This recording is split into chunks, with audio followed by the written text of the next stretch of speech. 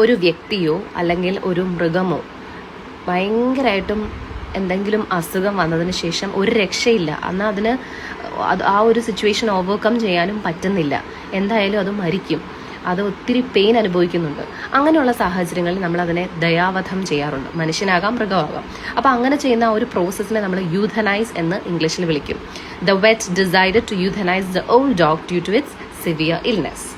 രണ്ടാമത്തെ word euthaniser. ഈ ഒരു പ്രോസസ്സ് ചെയ്യുന്ന ആൾ, അതായത് കൊല്ലുന്ന, ദയാവധം ചെയ്യുന്ന ആ ഡോക്ടറിനെ അല്ലെങ്കിൽ ആ ഒരാളിനെ നമുക്ക് യൂഥനൈസർ എന്ന് വിളിക്കാം.